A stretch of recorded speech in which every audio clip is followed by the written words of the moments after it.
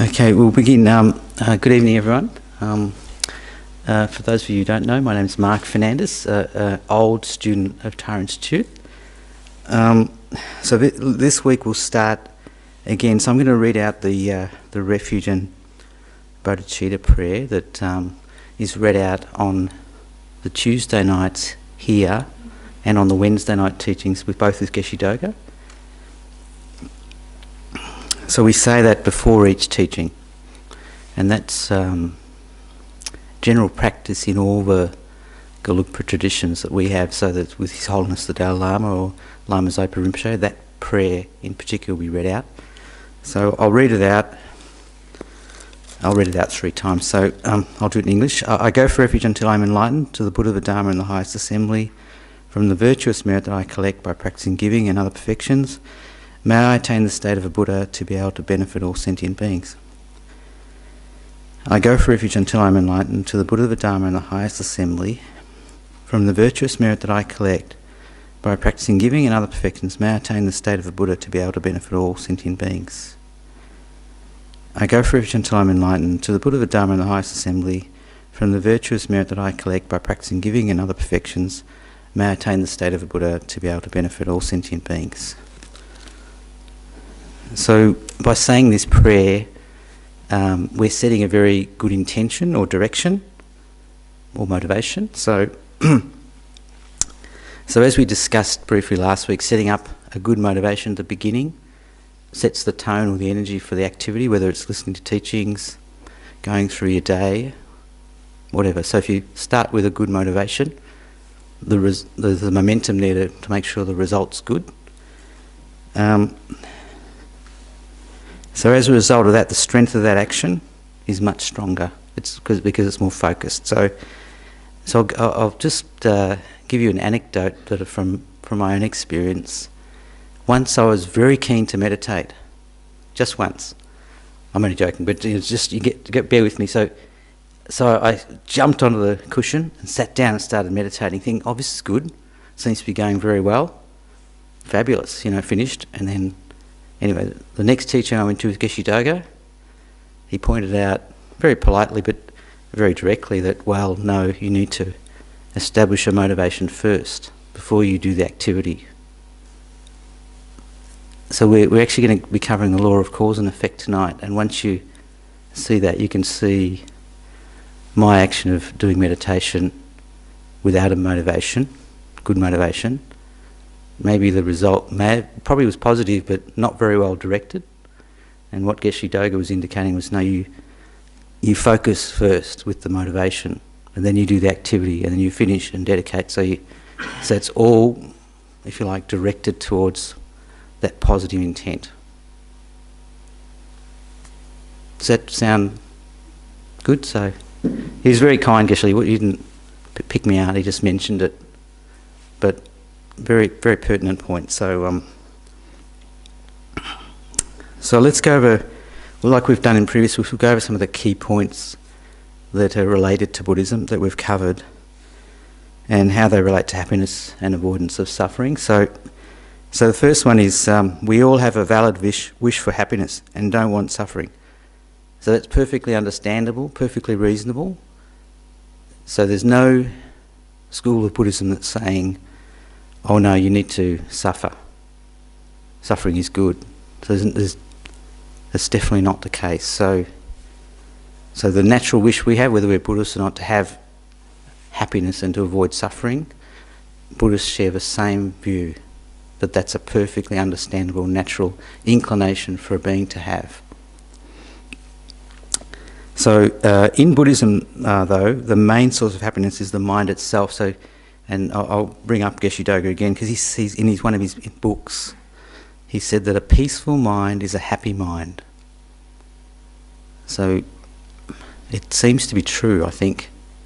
If your mind is peaceful, not depressed, just calm and clear, its natural inclination is to happiness because of that.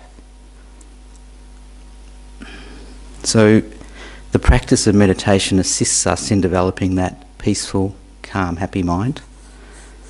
And to do that, before we move on to meditation, we have to listen well to whatever's being conveyed to us, whether it's a teaching or reading a book or talking to someone, and then we have to contemplate or mull it over in our own mind and then meditate on it.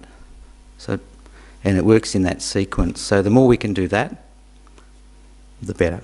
And that increases our own, if you like, happiness, but also our own wisdom, because we, instead of being dictated to, Mark said this was the case, well, you actually investigate yourself and work out whether it's true or not. Because if it's not true, you can just say, look, what Mark said just didn't make sense at all, and just leave it aside. So that's the way you personalise it, and it becomes a lot stronger and helps you develop your own wisdom. So to achieve happiness and to avoid or eliminate suffering, we need to have some idea what these sufferings are. So I've asked this question before, but what types of suffering do we have as humans? Cravings? Yes, that's a big one. Jealousy, yes, very good. You're top of the class because that's why I mentioned that last week. Yeah, jealousy. So jealousy is a big one because it needn't be the romantic relationship. It could be a workmate, colleague, friend, someone that you pass by who just happens to be driving a better car or looks better than you. You know, all those things can bring up jealousy. So craving's the same because they actually call this where we live, or the realm we live in, the desire realm. And it's called that for a reason, because there's this sort of almost innate, I must have that, and then we're never satisfied with it, so we must have the next thing. So there's almost an inbuilt afflicted mind there of desire or craving. Anyone else? Attachment, yeah, very very similar, but yeah, attachments. Yep, I've got. So you're talking about attachment that you have the object, you possess the object, or you desire the object. Both, yes. So they're both attachment, but one could be like a longing, you know, like, oh, I really want that person or that thing. And the other one could be, I have that thing or person. And both can be problematic. Can be. So, anyone else like to have another? Attachment to your own identity. Attachment to your own identity, particularly if you're a football player. Oh yes, yes, that's true. So that can be a big problem, can't it? Because if we have a strong sense of I am this, and then all of a sudden that's taken away from us through injury. Sorry? Like losing something. Yes, yeah, because you're going, well, I'm not sure anymore. Yes? Ego. Oh, that's a good question. That's a good point, actually, because we all have a valid sense of self. So in Buddhism, there's no trying to negate the valid person or valid mark. But you're talking about a misplaced sense of ego? Or an inflated sense of ego? Or I guess it would be like an ego that is based on external things. oh yes, yeah, okay. So, needing external things to feed someone's ego. Yes, yep, yeah. That could be a big problem, couldn't it? Because you, okay, yep. Anyone else like to have? We'll have one more. Greed. Okay, yes. So it's very much like attachment, isn't it? So I've got the craving again. I've got the object, or I want the object, and generally what happens is if you get the object, it's not quite enough. So it sort of perpetuates even more greed. You know, I want the next thing or the bigger thing. That. Yeah, of course. That's right. You deserve it more than anyone else, or you deserve to have that, whatever the object is. So all those causes of affliction or afflictions, they're all internal to us. So in Buddhism, we don't say that the external environment's irrelevant, because it obviously plays a part. So again, I'll mention Syria. So, last week the Americans hadn't, or the French and the British hadn't retaliated. This week they had. But imagine if you're living there, because if you think, well, we got gassed by our own government, and then there's a retaliatory strike, and if you're a little child, imagine if you're a little child in the middle of that, you're going, you'd be just very traumatised. So in Buddhism, we're not denying the external environment has a part, but for us, the source of problems is predominantly internal. So it's the afflicted minds that you've all mentioned. So are those afflictions permanent, unchanging, everlasting? No. A few shakes of the head, no. Okay, so that's another view from Buddhism, that if they were permanent, unchanging and everlasting, then no matter what our efforts, we couldn't change. We'd just be stuck with what we have. So if we were unhappy to start with, no matter what we did, we'd stay unhappy. But that's not the case. So similarly with these adventitious or these afflicted minds, they can be lifted or suppressed or pushed aside, either temporarily and eventually permanently. And if you can remove one affliction temporarily and then work on it and remove it till it's permanently removed, then the truism is, well, if you can remove one affliction, you can remove them all. So that's good, isn't it? Because if you think about it, go, oh, I've got millions and millions of these afflicted minds going on. It's too much. But if one can be lifted, then the potential is you can lift the veil or remove them all.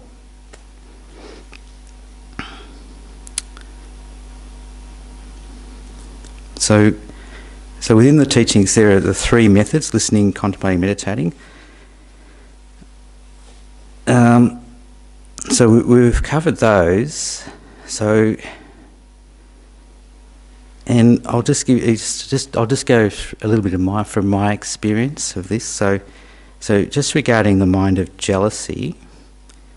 So whether it's a work, again, as I mentioned before, work or a relationship. So having encountered it in myself, the strong feeling of, I can't, the person I really want to be with, I can't have because they're with someone else, or they don't reciprocate those feelings, and I feel upset about that because why me?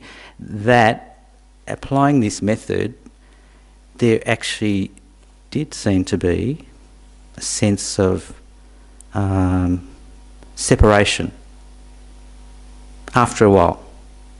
So initially it was very painful, like I can't stand it, but then using the tools, listening, and then thinking about, and then finally meditating on it, on the mind of jealousy that was arising in me, and applying the antidote. And the antidote we covered last week was rejoicing. It worked. So for that moment when I was in this sort of meditation, we'll call it meditation, but we'll just say, okay, analytical meditation that Mark was doing. For that moment that I was doing that, the mind of jealousy naturally subsided, and the mind that was rejoicing in the other person arose up. And then the more I worked on it, then in real life, out of meditation, then the first response to a situation where jealousy could arise, the first inclination was to rejoice, not to feel, oh, she's got that and I should have it, So that was quite good, I thought, because that was the technique working, being personalised, then coming to fruition. So in meditation it felt, oh, okay, there's a little bit I can see a little bit of separation, and then out of meditation the effect was less afflicted mind, because that afflicted mind of jealousy wasn't wasn't arising like that. It was just more a little bit, if you like, suppressed, and then eventually not so strong, and then eventually maybe cleared, not arising very much at all. So Geshe Doga's given the example of anger for him. And I mentioned this anecdote last week because he said it was when he was a young boy or a young monk. So I figure he's in his mid-80s. So we'll say he was mid-teens. So it's 70 years ago. He had a memory of when he was angry. So imagine that. So, and Geshe Doga puts all that down to his early study, so listening, contemplating, meditating. So he said his early work on that, in listening, contemplating and meditating on the teachings, has come to fruition throughout his life. So you think, okay. And I think that's pretty amazing. But even more amazing is Geshe Doga definitely doesn't talk about his, any attainments. Very, very much a humble monk. So, but he did say, I'm happy all the time, day and night, because of what he's done, his practice. So you go, okay. So I go, okay, am I happy? So this again, you flick it back onto yourself. Am I happy all the time, day and night? I go, oh, can't say that. But then you think, well, is it possible to do? For a lay person sort of listening to the teachings, can we make that some progress towards that? Anyone like to offer an opinion on that? Was it possible to make some progress? Yep. It is possible? Okay. Yeah, well, that's true, isn't it? So we can make some progress. So you think, oh, look, it's Geshe Doga, he's been a monk all his life, or he hasn't had the difficulties we have. So it's sort of like, well, he's had lots of other difficulties, but he's actually put it down to his efforts. The efforts he's put in have resulted in this mind that's happy day and night, where anger is but a memory from his teenage or young years. So you go. So that to me that's inspiring, because that's the story of the Buddha as well. And a human being just like us, and then finding that path to liberation or enlightenment, and then showing all his students what that is, how to achieve it yourself.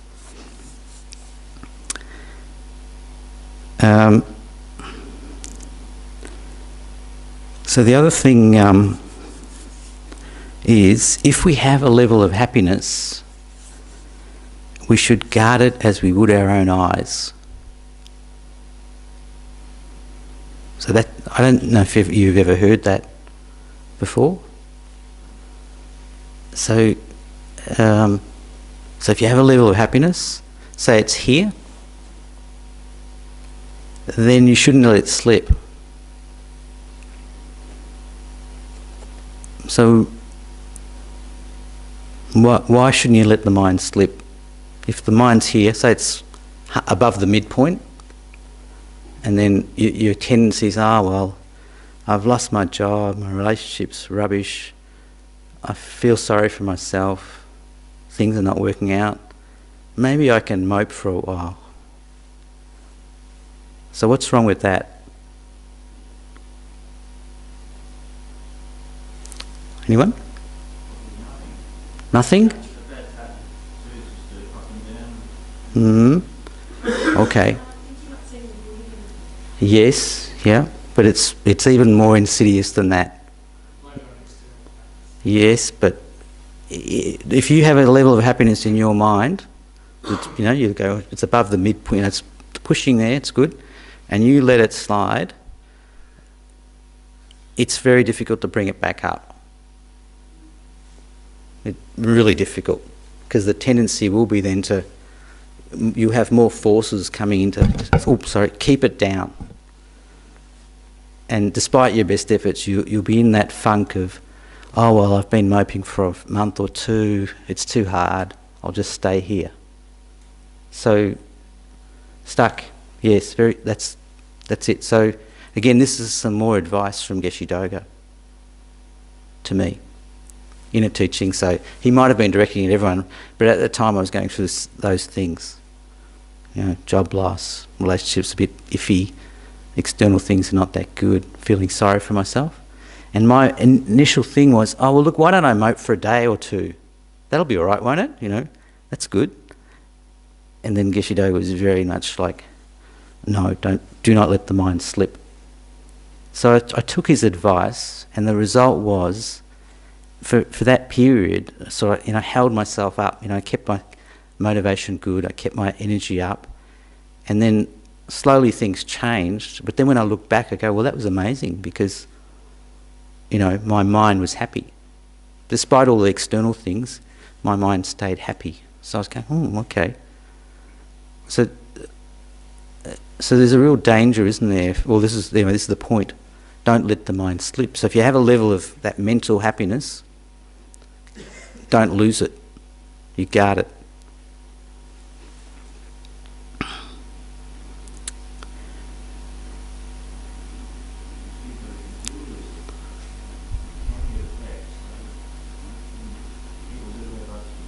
Yes. Sometimes we get down a lot, suddenly jump on the depression and so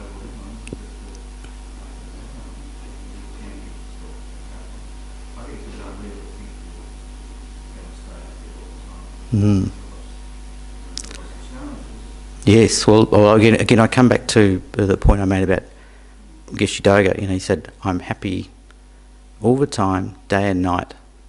So I'm going, all right, well, and that's why I did ask the question: is that doable for us? We're not in robes, so we haven't been studying for 60, 70 years. So can we make any progress at all? And Lynn, you made the point. Yes, there's a big yes. So the correct answer is yes. Sorry. I think it's the environment you're in. Environment. The surroundings. Yes. And which people you're with. Yes. Because some people can be negative. Yes. Some people can be positive. Yep. So, you can be happy and then some bring you down. Mm-hmm. And, you go away, you think about it, and then you come back, you have great thoughts as well. Yep. So, I think, me personally, Yes. everyone has triggers in life. So, not everyone, including myself, is not going to be there. Yep. The gentleman said, Yep. you're going to have crossroads in life. Yes. Can I just jump in? My understanding is that we've all grown up thinking that happiness is about great external objects and great, fabulous external things Yep. happening to us. But isn't it a point that rather than using the word happiness, maybe the word peaceful mind is more appropriate, where we're actually maintaining the peaceful mind through our relationship dips and through our job losses and through the good times and the bad times and trying to get a bit better and heal. Yep. Yep. So But if we attach ourselves to this happiness and good external stuff, it really then makes us go, well, we do want to be okay about crashing and then sort of coming up again. Yep. Yeah. So it's again the term that again using Geshe Doga's words. The peaceful mind is a happy mind. So if your mind is peaceful, content, that it's naturally lifted. It's not peaceful and depressed. So it's the other way. And you're right. It's not relying on external forces or objects or environment for that happiness. It's coming from within. Does it seem a bit unattainable if we're trying to be happy all the time and we're told we'll actually don't need to be happy all the time? So maybe it's a bit of a semantic thing. Mm. Just aim for being at peace with whatever's happening Yes. to us and then Yep. deal with and sit Yep. with whatever's happening. Yep. Yep. Yeah. So the example I used was I'll come to you in a minute. The example I used was myself going through a big job loss and relationship problems and just feeling feeling terrible and nothing was working out. So I was going. So that was my experience. So it was like, well, all right. There seemed to be a stark choice: let myself mope and go down, down, down, or keep myself where I was and keep positive, if you like, despite what externally was happening. Just to keep a positive mind, and then that seemed to be enough because when some of those things subsided or lifted, the mind was still there. You know, the good, if you like, the positive mind was still present. It hadn't gone into a canyon and then I have to be pulled up. You know, it wasn't like that. So that was my own experience. So I'm sharing that because I thought, oh well, you know, there were a few life change or big life events happening, and I thought, oh well, I could have gone that way. And then Geshe Doge's advice was, no, don't do it. Don't do it. So you know, it's that point about if you have a level of happiness, hold on to it. So mental happiness here, not I've got a great house in Turak and I'm driving the Maserati and I've got this fabulous girlfriend. All those things you go, well, if they're the source of happiness, then because they're changeable, they can be gone like that. And then if that's all you're relying on for happiness, then you don't have, you know, it can be taken away. But if it's an internal happiness or peace, then that should hold you in good stead, even if life changes. So, and I think you're making the same point. Do you have a point? Sorry. Yeah, I guess it's kind of similar that, like acknowledging that you don't have control over other people and their actions and how they behave and what they or how they may act towards you. So, you know, rather than to take it as a personal affront, it's you know, that's just that's how they choose to behave. Yes. And then you're less likely to, you know, like feel like take negativity from other people. If you just sort of like, I guess, like you were saying, hold on to your own positivity. I was going to actually ask you, what are the things, like, if you're thinking to yourself, okay, I've got to hold on to my positivity, what are the things that would come to mind? Would they be things that you enjoy, or would they be people you love, or I was wondering what that was. Yeah, well, so right at the beginning we went through like a motivation. So you know, I mentioned last week I'm hopeless at reminding myself, oh yeah, be positive and, you know, keep a good mind. And even Geshe Doge's like, you know, keep your mind. I'm just no good at it. So I just go. So, but I'm okay at setting it first thing. So, okay, today's another day. I'll have a look at the prayer. Okay, I'm going to generate the day for others. I'm going to see if I can develop some good qualities. I'm going to see if I can do some good things. So all that, if you like, is almost a mental boost first thing. And that seems to keep me going. Because, as I mentioned, I'm not much good at reminding myself, oh, now's the time to re-establish a good motivation, or what's my motivation. I'm yeah.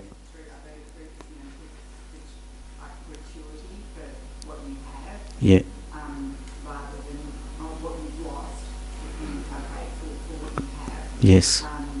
Then that also sort of helps keep you up a bit, because you don't sort of, I guess you don't feel like you've lost everything. You say, oh well, yes, that happened. However, you know, I'm still grateful for, you know, anything that you can appreciate. Yeah. Whether it's the sunrise or, Yep. Yep. That's a very good point. So if you can be appreciative of what you have, the people around you, and the good things you have, it's great, because there are other, you know, there are other, if you like, reinforcements that things are good. So, do you have a point? Sorry.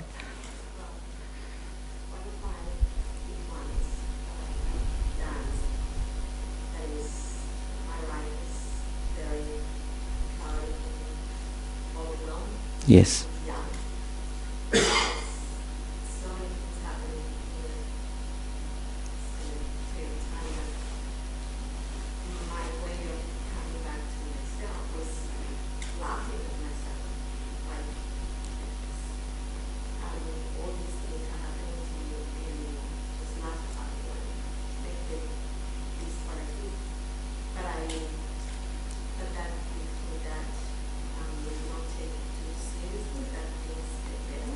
Yep.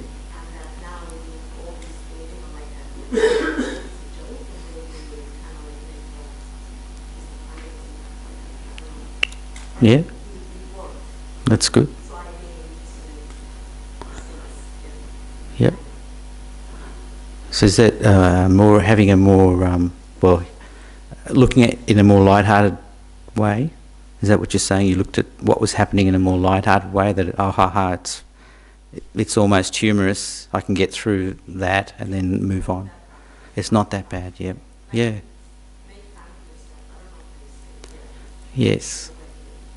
Yep. That's very good. Yep.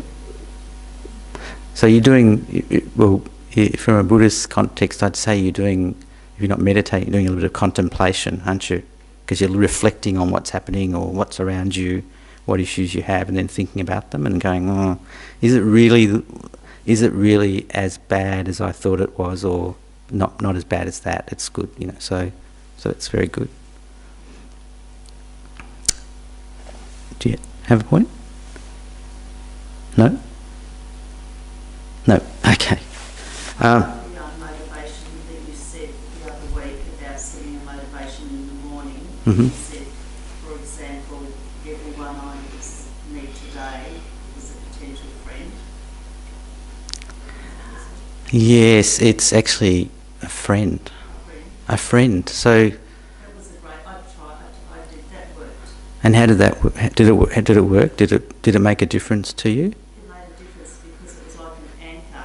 So I said, when I wake up in the morning, everyone I meet today is a friend. Mm-hmm. And yeah, it was just in the back of my mind. That's scary. Yeah. Yeah, because immediately when you look at people as your friend, whether it's subconsciously or consciously, then you're not really caring whether they're upset or angry at you, or because they're your friend, or you know, if it turned to that, you're still my friend. It's okay. And then, what I've noticed is that if I have that attitude, then people seem to be friendly. You know, they approach you from that point of view, as though they've known you for a while, but they haven't, never met. So there's that energy you're pushing out, and seems to be reflected back in other people. So again, that's another, if you like, something you have to test for yourself. And this lady seems to has tested it. So that's a very good, very good. Where did you get that one from? It's actually one of the very high practices in Buddhism, but it's one that we can do because we all know what the qualities of a friend are, and what we're saying is, well, everyone I meet, as you mentioned, everyone I meet is my friend. So if you have that, it changes the whole dynamic of your interactions with others. Is part of it also that you're treating other people as a friend? So you're treating them with kindness and openness and compassion, so that's a big part of what makes it happen. Yes, that's true. It is that, but also what I've noticed is if I try and hold, have that motive, then even before the person's encountered me, like they have that impression as before there's even any verbal communication, or even so there's sort of some feeling, aura. That's an old term, isn't it? It is like an aura, yeah. So you're imparting some sort of positive energy that people are able to go, oh, there's something here that's not threatening and maybe friendly, positive, friendly. So friendly. So you go, yeah. So there's. I've definitely experienced it myself. Like Yeah. when I'm depressed and down and no one talks to me, and then if I'm like feeling good and like feeling really positive, then all of a sudden I'm interacting with people, having positive interactions and smiling, and yeah, it's just really Yep. positive things others. Yeah. So in Buddhism there are, if you like, 3 paths. So the first path is the being who wants to achieve some form of future happiness in future lives. So in Buddhism we talk about not just this life, but the next one, the one after, you know. So that's the small scope being, I want to achieve a good life in the future, or good conditions in the future. So that person's what we call small scope. Then there's the medium scope. So they're saying, well, this whole existence thing's a bit problematic. Just being continually reborn over and over again into some form of suffering, whether it's suffering having a body or being born from a womb or having afflicted mind, all that. So that their goal is to, well, we want out of uncontrolled rebirth. So that's seeking individual liberation. So those two. And then the third one is, from that prayer, I want to achieve the full state of Buddhahood or full enlightenment, not for my own sake, but for every other being. So they're quite strong techniques to work out, well, why should we include every other being? And that can be covered at another time, but that's the third, or the third path.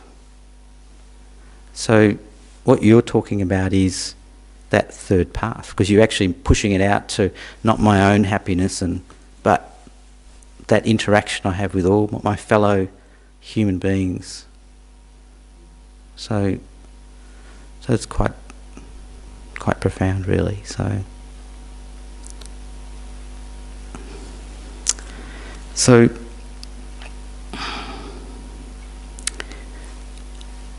why don't we we'll do some breathing, we'll do some meditation, and then we'll cover a little bit about the law of cause and effect, or karma. Okay? So was everyone here last week or the week before? Is this first time for anyone? First time? All right. So meditation, so you can be in a chair or on a cushion, doesn't matter. So back straight. So your hands on your lap, left hand at the bottom, right hand on top. Your thumbs are touching, pointed back towards your navel, and your hands are sort of in your lap, or just like that. So it's like this. Okay? So that promotes a very good energy flow throughout the body, having that pose. Your mouth shut. Your eyes are not tightly shut and not wide open, but just a little bit open to allow the impression of light. And you're breathing through your nose, in and out. So we'll just start. So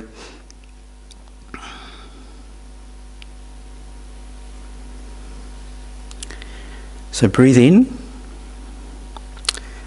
and you can visualize that you're breathing in enlightened energy. And this can be in the form of white light. And this is removing all your concerns and worries and bringing you happiness. And then as you're breathing out, all those worries, concerns, afflicted minds are leaving. So do that for a few moments, just to calm the mind down.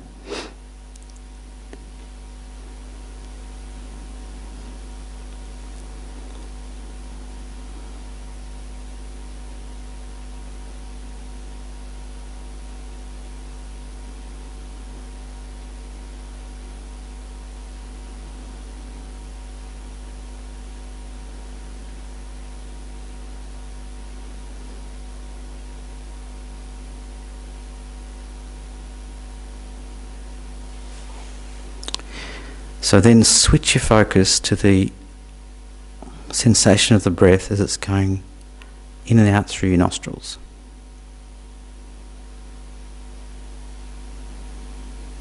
Your breathing should be very natural, and your focus should be on the breath as it's going in and out. So you've really got a mental image of your breath at this point, and you're just focusing on it going in and out naturally. And if your mind wanders, just bring it back to that focus.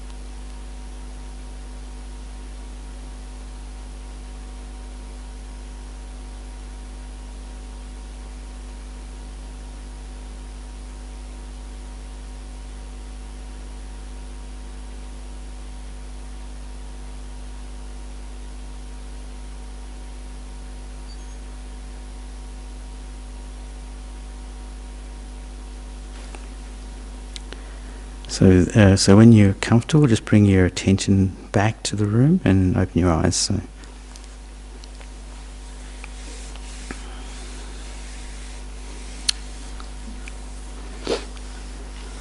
So for those of you who are new, the advice on developing a meditation practice is to keep it short and sharp. And so you should feel good when you're doing it. And then when you've done it for a minute, you stop. So stop while you're feeling it's still good. So it never becomes a chore. So you never develop a dislike or a hatred for, I don't want to meditate, I don't want to sit in the cushion anymore. So you stop while it's good. And then what that does is next time, it gives you a little bit of energy to go, I really want to do a little bit of meditation now. So so if you did it, meditate for a minute with good concentration, you can keep doing that, and then after a while you might go, I'll try and go a minute and a half, and just keep doing that. So that's the way to do it, rather than I'll look at Mark, he's sitting here for an hour and he's got his eyes shut and he must be really concentrating, but likely my mind's away. So you don't want that. You want to be, when you're doing it, you want to be really focused and developing those tools that are going to help you achieve happiness. So, of which meditation's one. So tonight I thought I'd cover the law of cause and effect, or karma. And this is one of the first teachings that the Buddha taught. So it's good to think about the law of cause and effect, or karma, very critically. So are they teachings? Are they consistent? Do they make sense? So no one's asking you to take these concepts on face value or faith. There's no one saying, oh, you must believe this. So it's up to each person to go, well, yeah, it works, or no, it's complete rubbish. So, but you have to do your own listening, contemplating and meditating before you decide. So that's the only thing. So with the law of cause and effect, in a nutshell, it's a positive action will lead to a positive result, and a negative action will lead to a negative result. So with that, it's quite difficult for us as as ordinary human beings like me, to see the cause and see the effect. That particular action led to this. It's what they call an obscured phenomenon. So it needs a mind, perhaps like the Buddha, a fully enlightened mind, to see, when Mark did this in 1974, that resulted in this in 2018. But if I was trying to look at it, I'd have no idea. I'd have no idea why a particular occurrence occurred today. So it's because my mind just can't fathom, that there was a particular action that resulted in the result today. Does that make sense to everyone, or is it? And that's to do with the level of obscuration I have. So the clearer my mind becomes, then it becomes a little bit more, I did this action, this is the result. It becomes, I can see that the result's sort of like this. So the other thing about the law of cause and effect is, if you develop a good understanding of it, then you can develop the causes for happiness, and you can avoid creating the causes for suffering, if you understand the law of karma, or cause and effect. And the thing that the law of cause and effect goes hand in hand with is the concept of rebirth, or future lives. Has anyone heard of rebirth or reincarnation? Yeah? No? Yes, everyone's yes, sorry. So the reason being, if you don't have future lives, then there's no point worrying about the law of cause and effect, or karma, is there? Because as soon as you die, that's it. So whatever you did in the life, it doesn't matter, because it won't carry on anywhere, because your continuum has ceased. Does everyone understand that? So So the two go together, the law of cause and effect and rebirth.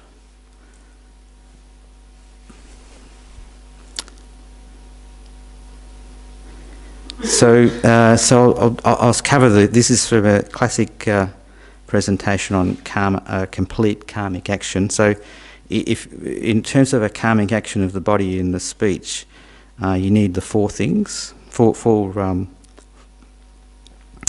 need an intention to do the action. You need an object to do the action to. You need the action itself, and then you need the completion of the action. So if you have a karmic action that lacks one of those features, then the result's weaker. So I'll use the example. Say I gave a poor person $10 today. So I've got the intention to do it. I've got the object I'm going to do it to, which is the poor person. And then I've got the action itself, which is handing over the $10.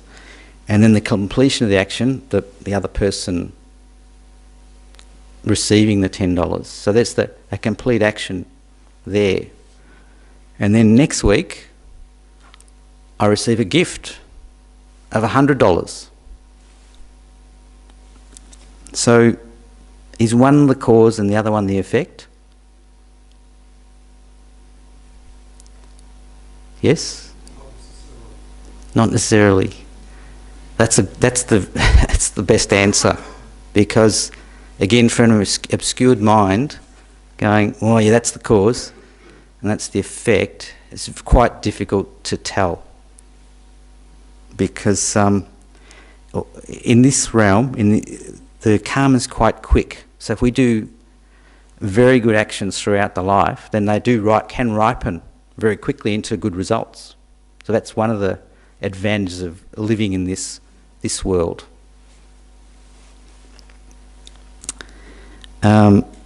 However, we could say though that the donation of the $10 is a cause that will ripen in the future, and me receiving the $100 is the result of a past action.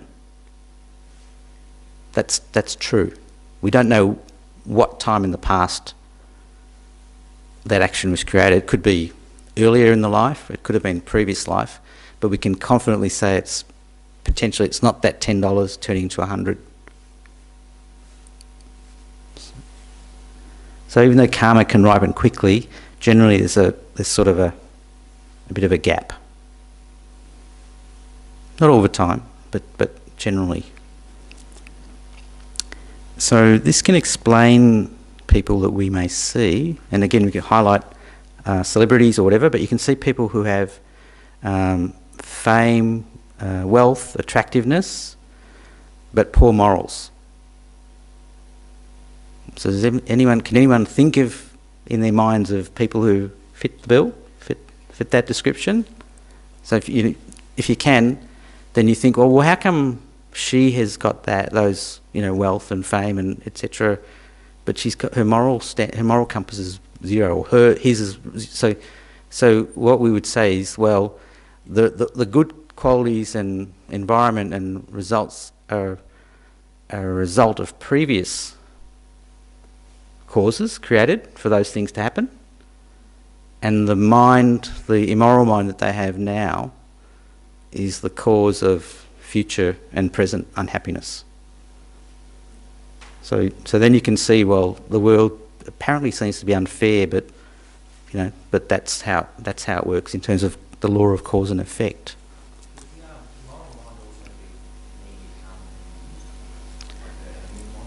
Sorry, what was the moral? Sorry. You're saying the lady had Yeah. a low moral compass. Yes. Could that also be due to her negative karma from the previous? Yes. Yes. I know none of it was you discussing, she's actually using it up as well. Yeah, or creating more, unfortunately. Yeah. So so we'll come to that, because that's one of the features of karma, that sort of a habit forming. So I gave the $10, and we can see this in this life. I gave the $10, and then next month there was the opportunity to give another donation. So did I shy away from pulling some money out of my pocket, or was the habit created? So my natural inclination was to donate. So there's a little bit of that habit forming there. That's another aspect of karma. So I'll keep moving. So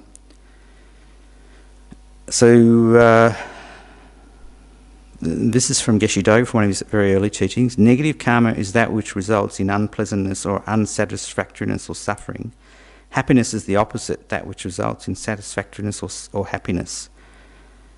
So then he's mentioned success depends on one's understanding of karma, positive or negative. So this is there where there's the push for you to think about and meditate on karma, the law of cause and effect, in tandem with the idea of rebirth. So to think about what it means, does it make sense? So the four aspects of karma that it increases. So the $10 I've given,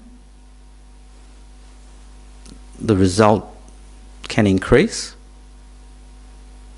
Does that make sense? Might not stay exactly the same. That $10 might not be $10 in the future. It might be $100, whatever.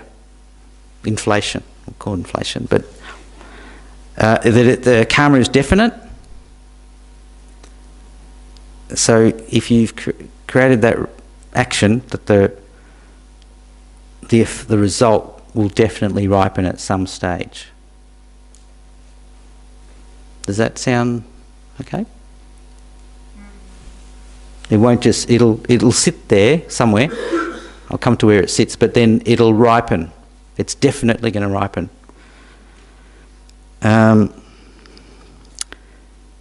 Previous karma cannot be destroyed.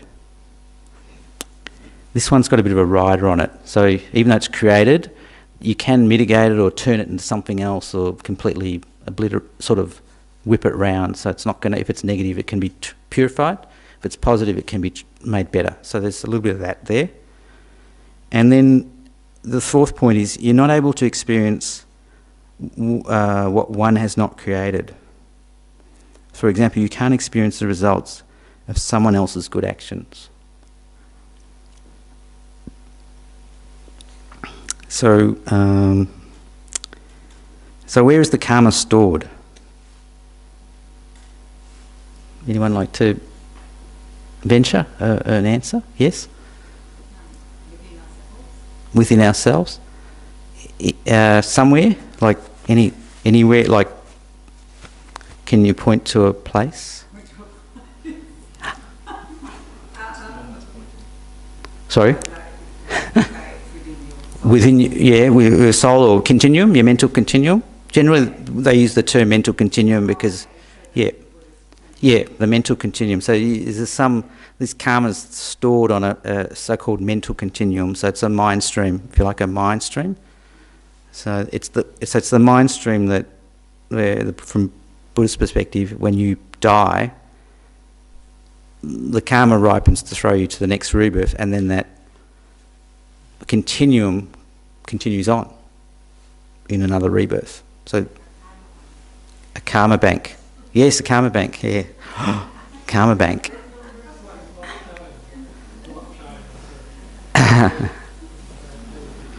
That's right.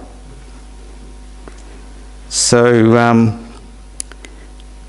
this is again the different results you can have from an act, a karmic act. So you can have a result that's similar to the cause. So we'll go just to the positive one we had, which was generosity.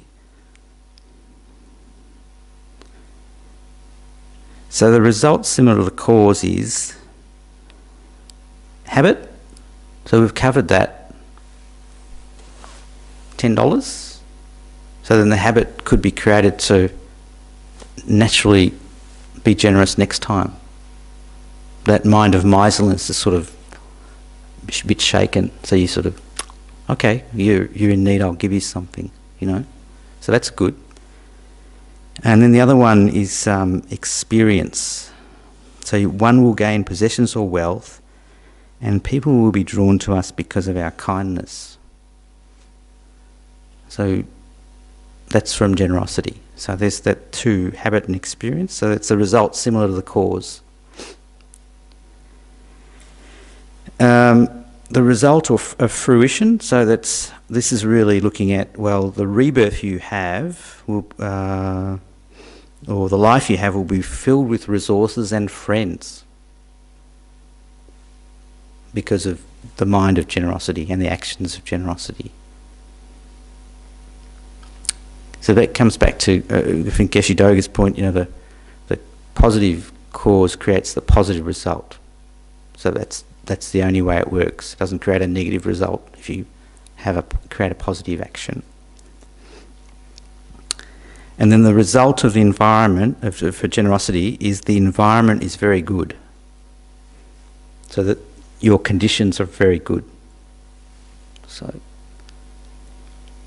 that's from a positive perspective, looking at the mind of generosity. And we could stop there, I think, because I could keep going, but and cover a negative action, but I'll leave that for next week.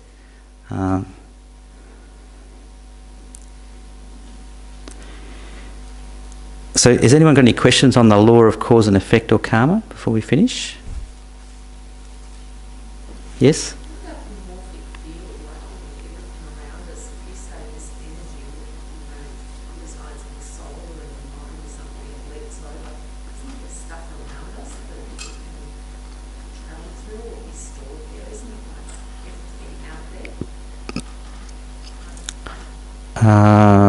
Are you, well, you're talking about when you die? You're talking about, is that what you're talking about? Oh, well, but also in the life, because if you start examining and you go, well, why are all we Australians born in this environment?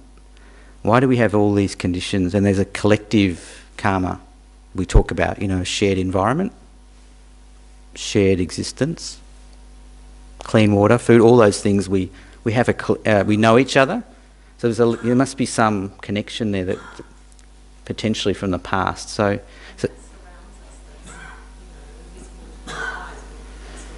yeah, well, from a Buddhist perspective, we'd say that's on our continuum, on our mental continuum. We have created the cause to perhaps have known each other in the past. Is it just looking at this example? We've perhaps all met in the past and known each other and had a good connection, so that's brought us back together. So there's that.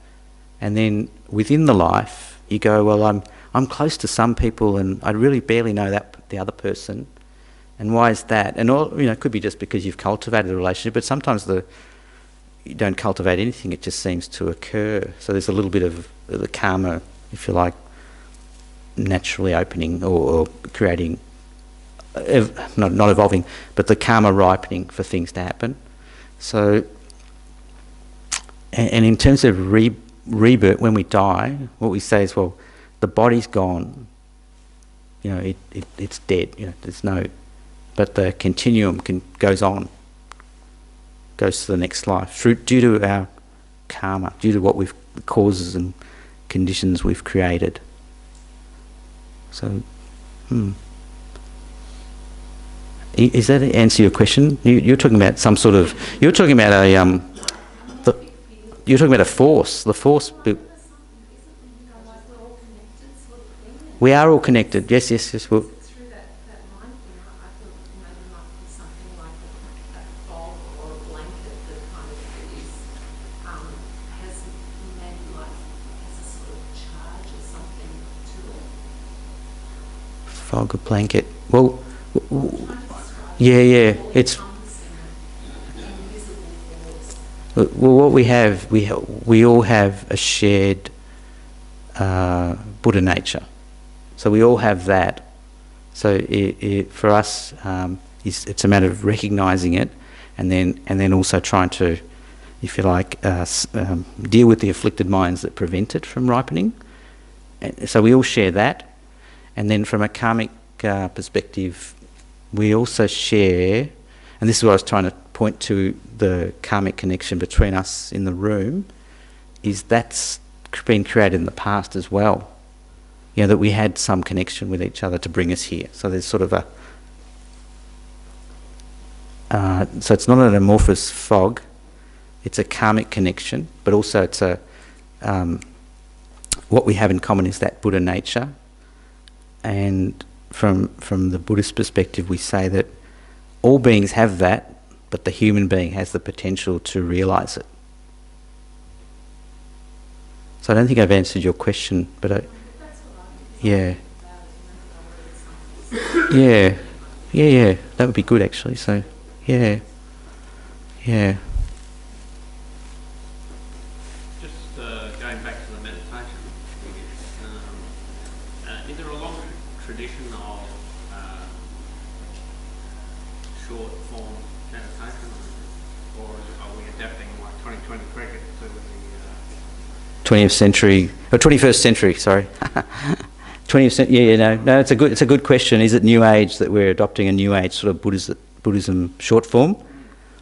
No, this is advice from the teacher that, for beginners, when we're starting the meditation practice, or even our old time meditators, that to develop concentration, which is what you're trying to do, you do short, sharp sessions, and then you do quite a few of them. Short, sharp. So never, oh man, I was sitting there for 2 hours and it was fabulous. I fell asleep. Which is what would happen. If you just strain, that doesn't help you with concentration, developing that focused mind. But the short, sharp sessions, the advice is yes, it helps you to develop. preferable to do longer if you can? Yeah, well, that's what the advice is. If you can meditate for a minute with concentration, your mind's not wandering or falling asleep or getting dull. If you got it, then you can finish at that. Then next time, go again for a minute. Next time, go again for a minute. And then after a while, maybe a few months, you see if you can do a minute and a half. So you slowly do it. You don't try and push too hard. So that's so you keep that good feeling of, I really like doing this, and it has some effect and creates some positive impression on me, and not, it becomes a chore. So it's definitely not New Age, or it hasn't been diluted for us as Westerners. So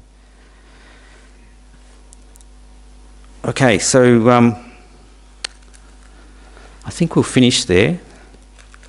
So we've created some merit, which is very, very good. So I'll just read the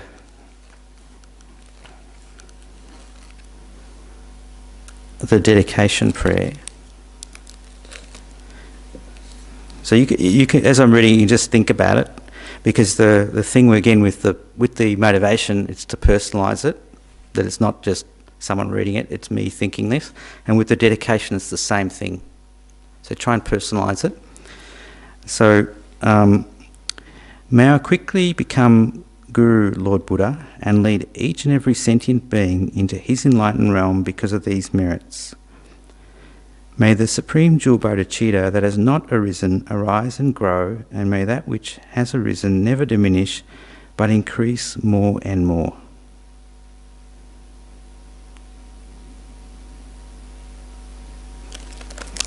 So thank you, everyone. That's it for this week. So if you want, you're welcome to join us for a cup of tea in the dining room. Thank you.